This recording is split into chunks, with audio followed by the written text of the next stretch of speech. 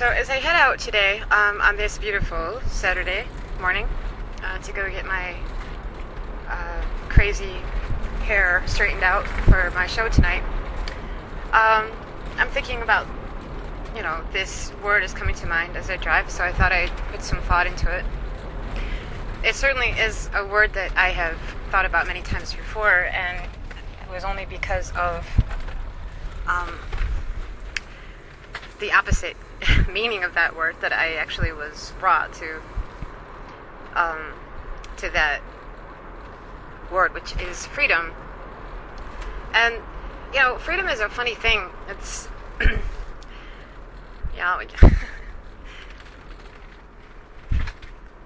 idea of freedom, right, is this idea that you don't have any boundaries, you don't have any rules, you don't have anything that is around you that's saying no, you can't. That's, I think, what freedom is. I mean, people say, well, freedom is love, or freedom is truth, or freedom is, all these things. But freedom is when you become aware of the fact that there is no separation between yourself and everything, yet at the same time that there is no limit to you. There's no limit. There is no there's no stopping you. There's nothing that's getting in the way of you and you. And that's what freedom is to me. And I actually didn't know how much time I had been learning that lesson about freedom. It took me until I was 38 years old before I began to really, finally, spiritually, I caught up to freedom. And when I say spiritually, I guess I mean because to me, everything starts with that. Everything begins with spirituality. Everything begins with what is inside of an individual, and then from there, it becomes, made manifest into reality. So you can talk about, for instance, America and our state of things, which isn't really looking so good at the present time. And it's funny because since I've learned the amount of things that I've learned about freedom, just in terms of me, in terms of my experience, and what I've had to come to learn about Andrea, in terms of what it is that she's really trying to do here, what she's really trying to accomplish. I've learned that with our country, the same thing applies. So, and I've learned that the same thing applies for everyone, the same way. Freedom. It's something that must be self-realized before it can be accomplished. So the truth is that there again, I say there again because in other of these posts that these recordings I've been making, I've been making quite a few of them.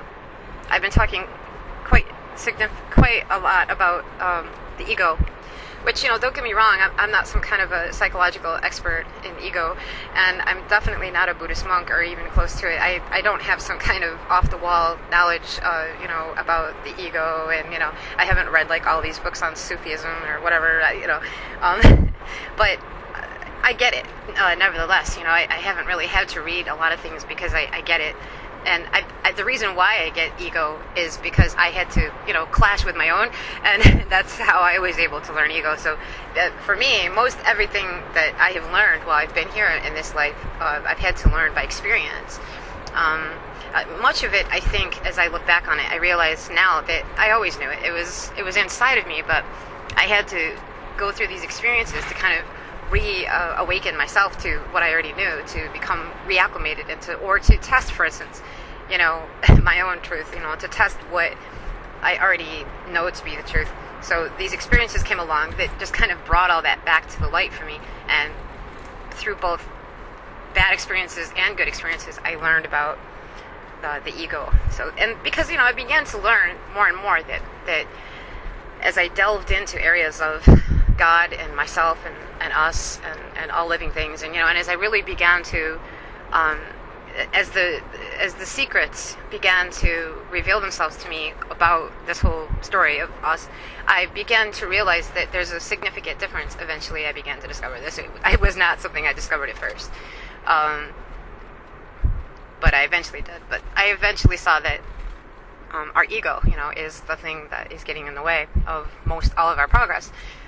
In terms of spirituality. So, because spirituality is behind, all of this. It's not found in the corners of your ego.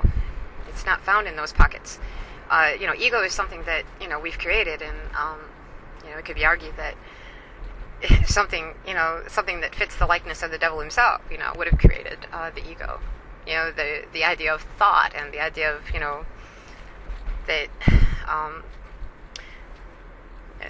This kind of superficial reality that exists outside of who we really are, this containment that we create, this illusion kind of thing that we create. We don't realize it's we don't realize that it's an illusion. We just, but it is kind of an illusion, because who we really are is behind all of this baloney that we're obsessed with our life. The clothes that we wear, obviously, I don't have to explain ego to most anybody. I think most people get ego, but it goes it goes a lot further than just the idea of being vain or selfish or wanting money or ego is way more than that, because ego is thought. Essentially, ego is thought. It's this. It's this need for human beings to create an identity of who they are, using their day-to-day thoughts and using all of these exterior patterns and sequences and objects and things to establish who they are to themselves. And so, as a result, because the world beckons for us to do this, and it does in every way. I would go so far as to call this world a dream, right? But in this dream, we don't recognize who we are, so we're trying to recreate it. We're trying to essentially, recreate who we are to one another, because we don't remember who we are. It's like we all have this kind of amnesia. This is what I think.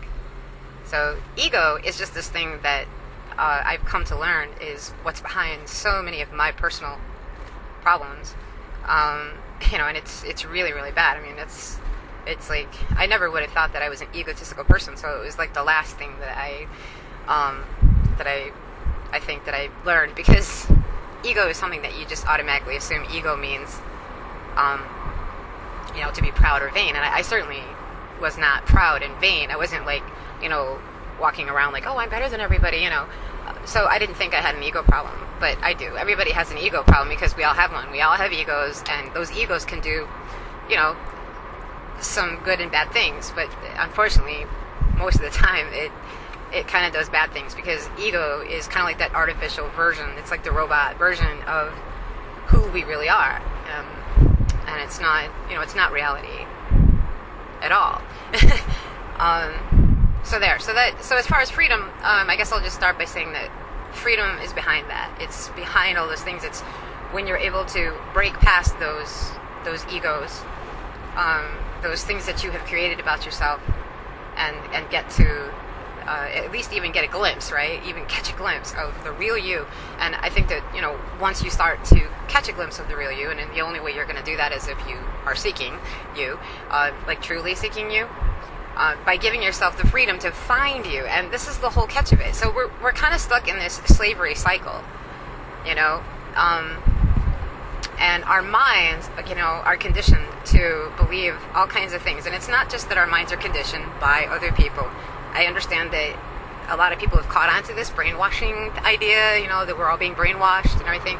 And, we are being brainwashed. I'm not going to lie to you. It's, when other people that are more powerful understand something about the human mind that most human beings don't, clearly they're going to have the advantage. So they are aware of the fact that our minds are more powerful than we give our minds credit to be, and so, they use that against us, I think, a lot of these powerful people. But or just greedy people that want to make money or whatever, can use that against us. But like, nevertheless, we still do plenty of our own brainwashing. We do plenty of our own self-reinforcing. Because what I've learned is that at the end of the day, that truth is something that is self-evident. It exists inside of us already. So what it really comes down to is what we choose to believe, what we choose to think, and what we choose to see, and what we choose to hear. So essentially what I'm offering is that you can't really be brainwashed if you unless you choose to be brainwashed. If you're a person who is self-aware and you come into the presence of someone who is trying to reinforce a thought at you, whether it's through imagery, symbolism, sound, the emotional state, whatever. If you're self-aware, then you'll know that that's precisely what's happening, and you will choose to steer yourself away from that lie, that deception. But if you're not self-aware and you're not paying attention to who you are, and you're not paying attention to the fact that you are real, and that your journey and your experience here is very, very validated, very real, and super, super, super important. If you don't get that kind of self-awareness, if you don't give yourself the freedom to have that self-awareness of who you are and to go with it, then you will be deceived. You will be fooled by things that you're seeing and things that you're hearing. And so it kind of works like that. So what I feel about freedom for all things is that it starts with a desire to free yourself from restraints. And that really involves restraints of thought. So it's just kind of like this idea, like if you walk around, you'll see that everybody is afraid, I guess, of what the other person thinks. This is something that I've noticed for a long, long time, and I don't really have this issue, so it's always kind of difficult for me to understand what the big deal is. But everybody's really afraid of what everybody else thinks. So this is one thing that causes people to not free themselves right there in a nutshell. It's like they immediately compare themselves to people around them and say, well, so I can't act this way. It's like today, I would like to go into my office and tell my boss to shove it, right up his butt because he's an asshole. But I'm not going to do that, because if I do that, everybody's going to think that I'm a loser, and everybody's going to think that I quit my job, and that, I'm irresponsible, and that I'm this and I'm that. My girlfriend's not going to like me and she's going to leave me, or, whatever. It's like all these thoughts, right, about what other people are going to think about your actions immediately pops into your head, and you're like, well, okay, I can't do that. I have to go with this thing. I have to do this thing. I have to follow through with this miserable activity that I want nothing to do with. It's bringing me no happiness. It's giving me no sense of fulfillment. But I have to do it anyway because I just have to do that. See, that's self-restraint. That's self-enslavement. And it's something that I think every single one of us is doing. One way or the other, it's something that we're doing. And trying to get ourselves free is a really, really tough thing, because we live in a world that in every way says you have to toe the line. You have to go along with what the rest of the world is doing. You have to follow the pattern. You have to follow the sequence. And I think also there are a lot of people that are just plain afraid of the real answers. I think that a lot of people are really afraid to know anything more than what they already know, because it's like, whoa, this experience is already like overwhelming enough for me. This experience is already really, really like super like wow, and I don't know if I really want to know much more than this, because this is a really scary experience or whatever. It's just, and that's understandable. So don't get me wrong, but I think that it's those kinds of thought patterns, unfortunately, that lead to suffering. And the reason why I think we suffer is because ultimately we become enslaved within our own beings by these kinds of thought patterns that say, I have to follow through. I have to stay within the confines of this rigid thinking pattern in my life. And so because we're not thinking already, you see what I mean, within our own daily lives, our own personal daily lives, we're not thinking in terms of freedom of soul, freedom of spirit, freedom of mind, freedom, that says I can get up today and literally I can have anything that I want to have today in this life. I can create for myself any life that I choose. And there isn't one single individual that is stopping me from doing that. There's no power great enough that could ever stop me from accomplishing what it is that I really want. If people thought like that, well, imagine what kind of a world we would live in. I mean, it's like we would live in a world where productivity would be like, 100,000 times greater than it is today. Because, and I'm talking about like real productivity, the kind that works, not this, this selfish pursuit, for production, which is where we're all, stuck. For the most part, humanity is kind of stuck in this selfish pursuit of production. And I think that that's because the pursuits that they take tend to end up being selfish, and they are not coming from the true place of freedom from the individual, but rather are coming from something else, something more negative. And the reason for that is because a lot of what happens is people go, well, if you can't beat them, join them. So they just kind of figure, well, I want to get in on the money action. Money is where it's at. Money is obviously what makes the little world go round and round. So I want to get in on that action, and that's really the only thing that seems to matter here. So that's what I'm going to do.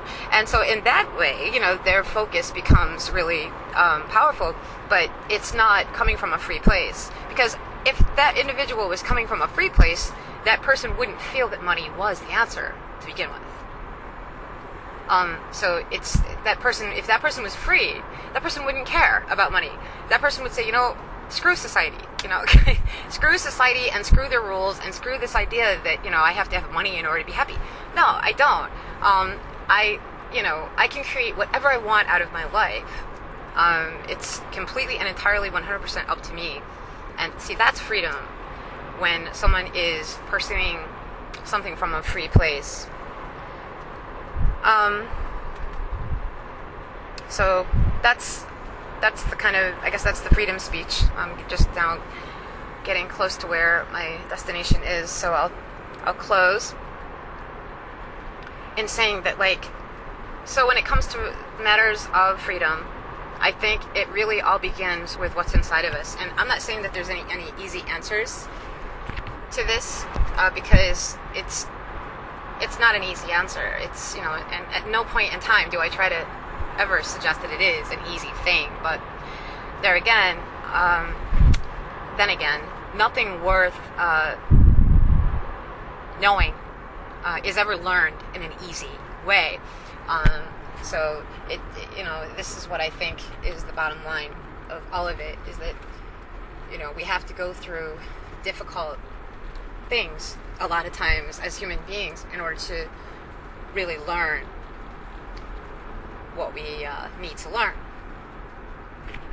So freedom, and this also applies to so many other areas of life. And if, for instance, if we have a country, for instance, that wants to be free, and if we feel that, we look around and we feel like we're getting bullied and we feel like we're getting dicked around by others, we have to recognize, first of all, that freedom is not just something that you pick up a gun to accomplish.